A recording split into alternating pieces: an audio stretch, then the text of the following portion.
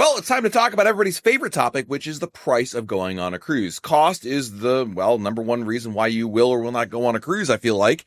And when you evaluate the vacation cost out there, it's one of the first things you're going to look at. And it's really no surprise to anybody listening to this podcast that, in fact, prices for a cruise this year are higher than they were last year. In fact, Royal Caribbean talked about this during its earnings call. We're going to do the good cop, bad cop. Today is the bad cop. We're going to give you the bad news. Next week on the podcast, we'll have the good news. But in the meantime, I want to talk about the higher prices because this is a topic that everybody is always asking about and talking about, and Royal Caribbean gave some context for it. I mean, Royal Caribbean, during their earnings call, again, they're talking to Wall Street analysts. So remember, Wall Street is interested in profitability and outlook and all the reasons why stockholders should invest in the company. And during the course of their earnings call, they talked about, obviously, their rates and where they are. And there was a question that was asked about some of the rates, especially for next year and all that. And Royal Caribbean Group CEO Jason Liberty talked a little bit about it, saying, quote, "We actually think we're in an optimal book position. We are at rates that are, I think, higher than we probably thought they would be at, which I think is a really good thing. As we see really strong demand and people are dreaming more and more about their vacation experiences, and we're also seeing that translate to onboard spend. And so we're thoughtfully meeting our guests with the experiences and they're willing to pay for them," end quote. This is a very important quote because, in my opinion, it shows a couple things. Number one, yeah, it's not your imagination. The cost of a cruise costs more today than it did a year ago. But people are also willing to pay it, which is the most important thing about this, because a company can charge really any price for their cruise. There's no limit on that. But at the end of the day, you need to have enough, business demand to meet that. Otherwise, you're not going to get that, right? And Royal's always playing that game with how do they make it up there? How do they kind of meet that sweet spot of demand, price, and whatnot? Now, I'm not here to defend Royal Caribbean's pricing strategy. After all, just like any of you, I prefer to pay less for my vacations. I prefer to pay less for really anything if I can, so I keep more money in my pocket. The reality is, everything's gone up in price over the last couple of years. But I think Royal Caribbean, especially, their fares have gone up, but also the quality of the product has gone up. I mean, Royal Caribbean is investing heavily right now in some of the new innovations that we're seeing, not only in cruise ships. That's traditionally where you've seen that innovation, of course, the Icon class. I don't take anything away from that. But we're also seeing, of course, the development of a number of private destinations.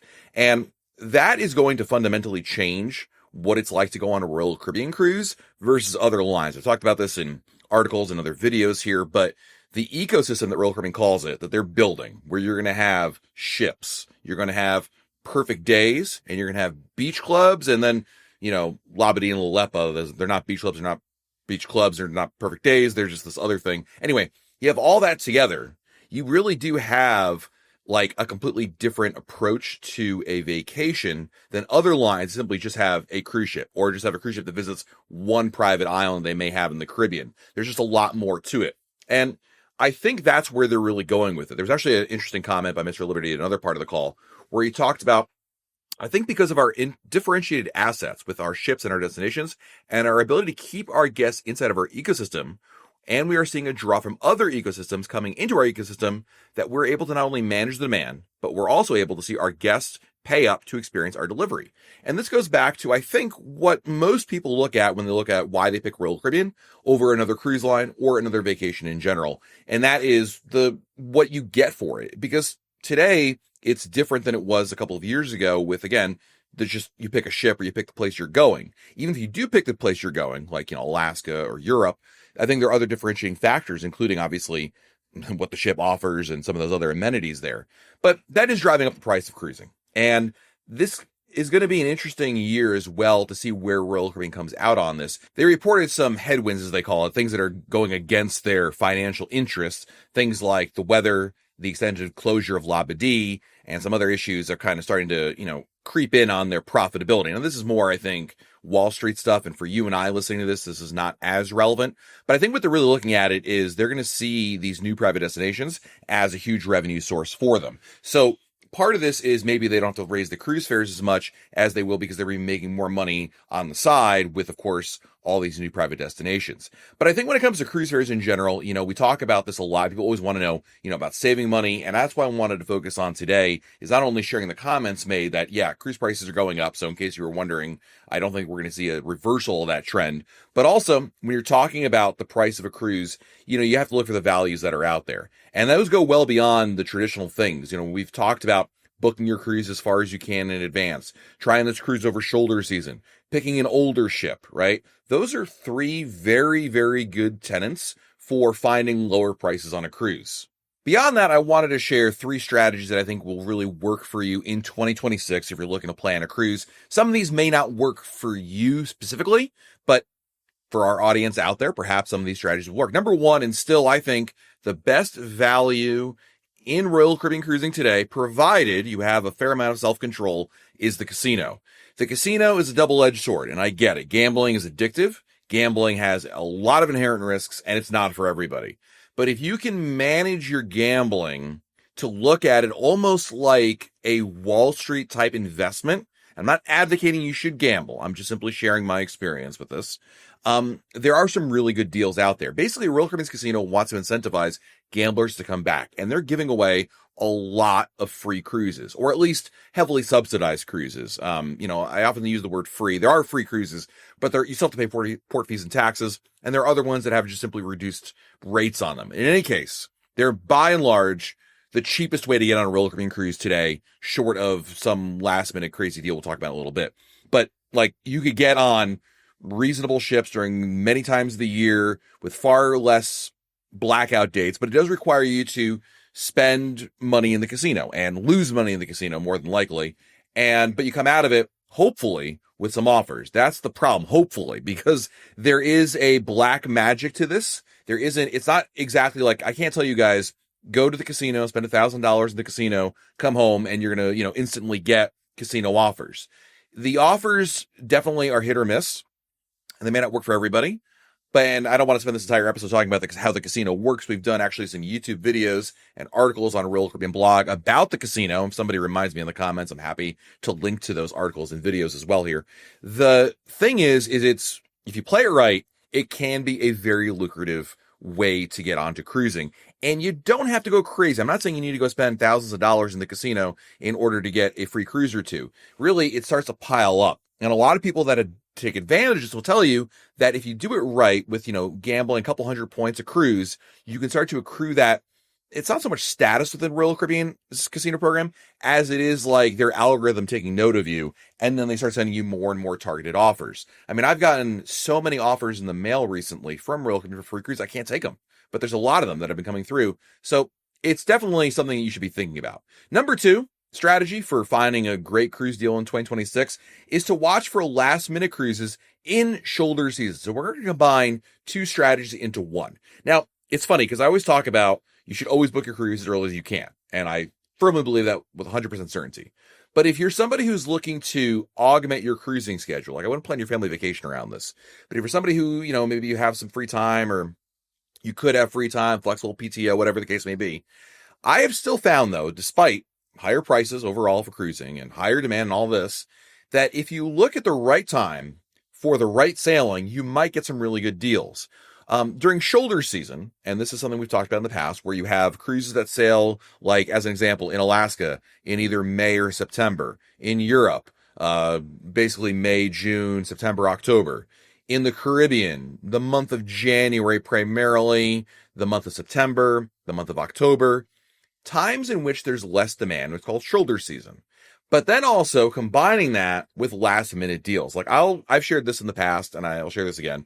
If you're ever looking for an Alaska cruise, the cheapest time to always get it is going to be September of the year, but you got to wait for like the last minute, like come June, July-ish, you'll start seeing some heavy discounts on the September sailings. It's almost like clockwork. And it's always for those open jaw sailings that either begin in Vancouver and end in Seward or vice versa.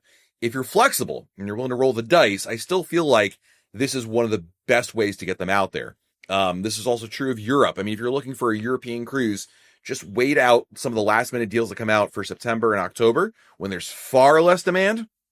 It's incredible. I mean, the prices really do come down. Now you have to, of course, when you're waiting for the last minute, you got to figure out airfare. You got to figure out hotels and all those other things. And obviously we're also talking about times of the year in which, your kids are probably in school. So it doesn't work for everybody, but this is still one of the better strategies that still works for getting a really good deal. And last, but certainly not least, are group rates. And I am always pleasantly surprised when I find a good group rate. So travel agencies, and this, I talk about using a travel agency all the time, right? Travel agencies have their own group rates. These group rates are from a variety of sources. They either created a group on their own, they have a consortia group, which is basically like a lot of travel agencies belong to a consortia, which is a larger network of travel agencies. And think of these group rates kind of like almost like wholesale rooms. Like basically they negotiate a rate with the cruise line and are able to offer some of these cabins at a reduced rate. So oftentimes what happens is I'll be like Googling, let me find a cruise for myself. And, I find the price of Royal Caribbean's website, go to my travel agent. They're like, hey, there's a group rate out there that's actually better than the one that I had found on the website. So this is a really important thing. And to find group rates, well, obviously you could ask your travel agent, hey, are you seeing any out there? The good news is, and this is a shameless plug, but I'm our sponsor, MEI Travel. They actually have a website, bookmeicruise.com, and it actually will have the group rates already like slotted in there. What I mean by that is like, it doesn't like, it'll show you the lowest possible rate if there is a group rate. So it's like a better way of searching for them, if that makes sense. But anyway, group rates are still, and a lot of agencies have them, are still a really good strategy for getting better than average prices. Now, these three aren't going to necessarily net you the cheapest possible cruise out there. The days of the $99 cruise fares are gone, ladies and gentlemen. I'm sorry. And we really shouldn't count any prices you ever saw between the years of 2020 and 2022, because that was during COVID, and that was when the cruise lines were desperate for cash, and they slashed prices like faster than the Miami Marlins did for their payroll in any given baseball season. I mean, they were just cut rate. They just needed cash quick. They're not in that situation anymore. They're not going to be in that situation anymore, I don't think. So I think it's unrealistic to ever consider those prices as anything other than an anomaly. But we are seeing higher prices today, and it stinks. But next week's episode, we've got a rosier situation, happier news to share, reasons why you might still want to pay for those Royal Caribbean cruises.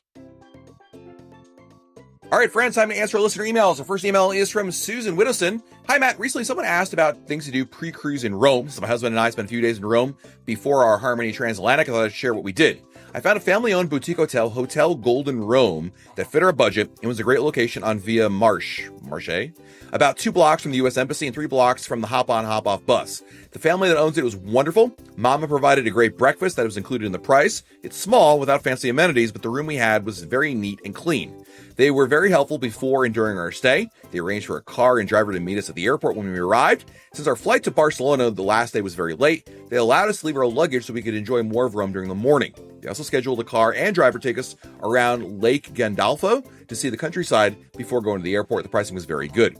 We used Dark Rome to book the tour of the Vatican and the underground tour of the Colosseum. Both were excellent. We booked the Segway tour on our own as well. We enjoyed Segways, but if one has never done it before, don't do it in Rome. There's no safety training. You might go into the traffic at some places. I highly recommend taking the hop-on, hop-off bus for getting around. Our first night there, we just stayed on the bus for the full loop. But after that, we get on and off at different locations. We got the 3-day pass. Hope this helps. Susan, thank you so much for this. This is great information. Appreciate the feedback here. Next email is from Bill Carney. My understanding is that Labadee is like Coco Key. Royal has hit on a 99-year lease. Therefore, they really don't have anything to sell. There are other equipment and such they have on the ground. As always, thanks to the great podcast. You may be right. I'm only saying that even if they wanted to, which I don't think they can. Remember, Royal Caribbean, as an example, when they got Coco Key, it's not Labadee, I get it. But when they acquired Coco Key, it was because they had acquired Admiral Cruises. It was a part of the deal with that. That's how they acquired it. So, I mean, these things are transferable. It's not like, I don't know. It's not like a timeshare. It's more like you can sell your lease anyway, I'm going with this metaphor. The point is, I think they could sell if there was a buyer. I just really don't think there is one, but it's a fair point. I could be dead wrong on that, by the way. Next email is from Logan, Florida. Whilst planning for our upcoming spring break cruise on Star of the Seas, we're considering booking a lunch or dinner at Hooked, and I've got a couple questions. Number one, are the lobster tails at Hooked bigger than or taste different than the ones served in the main dining room? Yes, absolutely. They're definitely higher quality, bigger, however you want to look at it. Number two, my brother doesn't eat seafood, so I'm curious about this turf and turf option. Is it double steak paired with something else, or another option? Really, it can be, in my experience, it can be whatever you want it to be. Yeah, it could be 2 steaks, it could be steak and chicken. Basically, it's just, you kind of almost cherry pick from the menu in terms of what's there, but basically you're just picking 2 different non-shellfish or fish-based options there. 3, what are your overall thoughts on Hooked, and what is the general consensus of the restaurant? As we've never dined there, I'm curious for your opinion and from others. And yes, I'm aware that opinions are highly subjective, and I should only take them with a grain of salt. Honestly, it's funny you say that because I hate Hooked. I mean, not hate Hooked, that's a strong word. I don't like Hooked. I don't eat shellfish. So full disclosure, I don't eat shellfish. But I really feel like, for number one, the stuff that's left over on the other parts of the menu, I don't think are great. And number 2, as you mentioned, opinions are always highly subjective.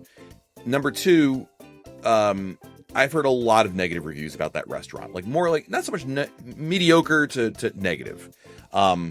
Seafood is one of those foods that I think a lot of people place a high value on, but it's not necessarily...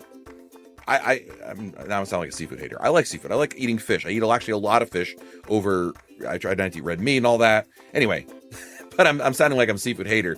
I just think the restaurant doesn't perform well. I don't think it's as good as as we kind of hoped it would be. And for the price, I think it can be very expensive. If it were up to me, I'd get rid of Hook tomorrow on all the ships. I think there are better ways to do it. But since you asked my opinion, that's my opinion on it. And I think overall it's a fairly meh consensus. And it's probably one of the last restaurants I would ever recommend anybody. But I don't eat shellfish. So, I just take that with a grain of salt. Speaking of restaurants, we have another restaurant question from Lisa. 159 Days Till Odyssey. I have a question regarding hibachi. During one of your calls, I heard about a surcharge. Is this for when you use the dining plan, which we did not book? We booked the hibachi lunch as a standalone specialty dining, and will we be charged for a surcharge for this? Good question, and I apologize for not making this clear. So the surcharge is if you have a dining package or you're staying in like star class, then they charge you extra. But if you booked Izumi Hibachi on your own, like you go to the Royal Caribbean website or the Royal Caribbean app and book it, there is no surcharge there. You're paying the full price. So you're good to go on that one. So, yep, no should be no surprises when you sit down at the restaurant. Our next question is from Melina. Hi, I started watching your YouTube back in 2022 while preparing for our honeymoon. I recently started listening to your podcast, and my husband and I are planning our third cruise out of Fort Lauderdale in March. We're stopping at both CocoCay and the Royal Beach Club. I was listening to your recent podcast about the Beach Club, and you briefly mentioned the beverage package, including all-inclusive alcohol drink package to be used on the ship at CocoCay and the Beach Club. It appears that this is also automatically grants you admission to the Hideaway Beach and the Royal Beach Club. My question to you is, can you break down exactly what this package does in fact include or exclude? My current pricing for this all-inclusive package is currently sitting at about $1,000 for 2 people. Admission to Hideaway Beach alone is $200 per person, so this all-inclusive deal for all 3 seems too good to be true. Purchasing this all-inclusive alcohol package, is there anything else I would need to also reserve for CocoCay or the Royal Beach Club, like chairs or something like that? We like purchasing everything up front, so we don't want to worry about paying for anything while on vacation. Great question, Melina. So, there are... let me backtrack for a second. The Royal Beach Club in Nassau is all-inclusive. It includes Wi-Fi, food, internet, among other things. So if you buy a drink package individually on your Royal Caribbean cruise, that doesn't translate into a discount or something like that at the Royal Beach Club. They're separate. It has no bearing on it. Now, Royal Caribbean realized people might want to have both, but not feel like they're overpaying for it necessarily. So they're offering these bundles. And these bundles include, like the one you're talking about, Melina, is the drink package, the deluxe beverage package, admission to Hideaway Beach, and admission to the Royal Beach Club in Paradise Island. The good news is it is as described, and it basically just bundles it all into one. The reason why this may or may not be a good deal for you is when you start breaking down the price. As you know, Royal Caribbean offers a lot of different sales at a lot of different times. And there are 3 components to this, right? And the bundle may not change price based on one of those segments becoming cheaper. So what I mean by this is, let's say you buy this bundle and then fast forward, it's Black Friday and suddenly the drink package is way cheaper, but there's no change in the price of the Beach Club or Hideaway Beach. I don't believe the bundle price would necessarily change. So it behooves you to start really doing some math and figuring out, are you better booking it, cheaper, booking individually or on your own? Depending on when you're looking at the prices, that answer may change. And it sounds like for right now, the bundle is actually a better deal, which is great. It's wonderful that they offer that. And I think that it makes it a lot easier for a lot of people. And there's a couple different bundles. There is the drink package plus Royal Beach Club package bundle. There's a refreshment package plus Royal Beach Club bundle. There's the drink package, Royal Beach Club and Hideaway Beach bundle, and the refreshment one. You kind of get where I'm going with this. And the prices obviously vary depending on your sailing, so you've really got to do the math on them. But hey, if you know you're going to go to these places, it may be of value. I would just spend a little time in Excel or a piece of paper and jot those answers down. It probably is going to help you out just to verify you're better off, because in the past, when we've seen bundles, on occasion, it's actually been cheaper to book it all individually, but you can always change your mind on that. Next up, we have an email from Mike.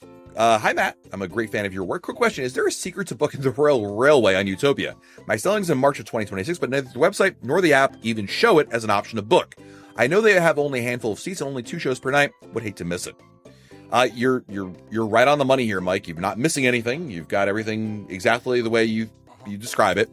You just got to watch it like a hawk. I've gotten this question a couple different times on our Monday chats on YouTube, and I wish there was an inside track like, oh, Mike, this many days, look for it. You just got to keep checking back periodically. And you really got to check back periodically much closer to your sale date as you start getting closer, because they will sell out. The price seems to have gone up, though. I feel like that Royal has increased the price for it. In fact, I'm going to check it right now for I have Utopia the Seas cruise in January that I have it booked for, and I'm not even sure if it's available, or it's probably sold out at this point. But last I saw, it was like $120. It's $120 is the list price, and it's on sale for $107.99, which is about double what it initially was, which is there in that $60 range. Now, you might say, whoa, but why is the prices going up? Well, the price is going up because the demand is there. I mean, Mike is not wrong in that they saw crazy demand for it, and so I think they're raising prices to, meet demand and kind of maybe help offset a little bit, so it's a little less crazy, but also, hey, make a buck on the side while they're at it. Anyway, you just got to keep an eye out for it, my friend. That's the best idea I got for that one. And our last email today is going to be coming to us from Armando. Appreciate all the content you put out there. It really helps us get ready for upcoming cruise. I'm actually going on a 7-night cruise on Independence of the Seas, and I was curious, what would you recommend to do in St. Martin? My wife and I are traveling with our 4 and 1-year-old, so I might have some good ideas from your experience with your kids. Do you think we'll be able to find transportation for our family? Good question. And yes, you will be able to find transportation. My advice to you with St. Martin is you get your transportation set up before your cruise begins, Armando. I would do this from home. The reason is, if you walk to the cruise port area, there will be an army of people who will be happy to help you. The problem is,